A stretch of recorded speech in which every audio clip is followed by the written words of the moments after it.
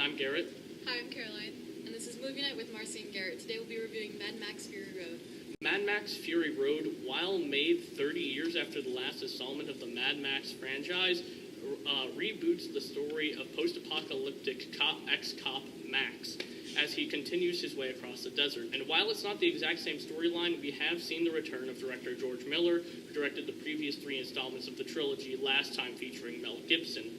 Now, with an emphasis on progressive storytelling and practical effects, this has gained a lot of buzz in the critics' circle. Let's see what we have to think about it. I know this movie has had a lot of buzz around the effects, especially with how big of an emphasis they've had on doing them all as much as they can there, live, and practically, as opposed to computer-generated imagery. And what did you guys think of that? Do you think it was effective?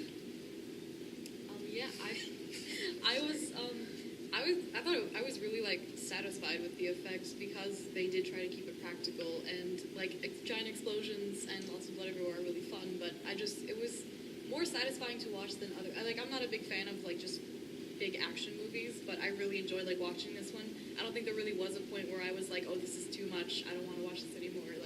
I really enjoyed the effects. I don't think it made. The realism I think made it a lot less tiring.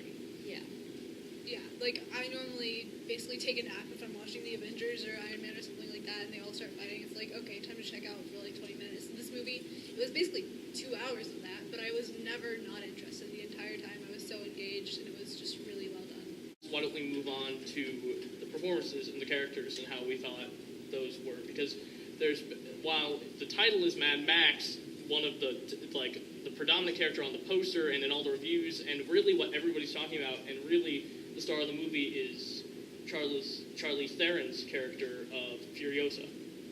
So what do you guys think of that? What do you guys think of Furiosa? I would like to name my firstborn child after her. Honestly, she was amazing. I thought it was such a great character, so well done. So different than just carrying on with Max's story and keeping it the exact same thing. I thought it was great. Yeah, I adored Furiosa, and I didn't know anything about Mad Max when I went into the movie, so I didn't know she was a big character. I knew she was on the posters, but I assumed it was going to be Mad Max, and then Furiosa's kind of hi, I'm also here. But she was such a huge character in it, and it made me so happy because she's not only super interesting, her character design's really cool too, with the black stuff all over her face, and she's just got an awesome storyline, and I just loved her so much. And I thought she was a really cool written character and well-rounded, and I just loved following her adventure. The writing definitely had an edge when it came to Furiosa, I think, because a lot of people are saying they feel like they got tricked into watching feminist propaganda, like you were saying earlier, but I don't think it's like that. There are a couple of scenes that are a little heavy-handed when it comes to stuff like that, but overall it's really subtle, and it's not about being about feminism, it's about just these two people are working together and they're people at that point.